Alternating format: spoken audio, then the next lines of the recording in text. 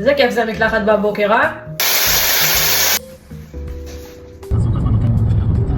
באתי היום לאבא שלי וסבתא שלי פה למושב, סתם להיות איתם קצת ולא להיות עוד יום לבד בבית.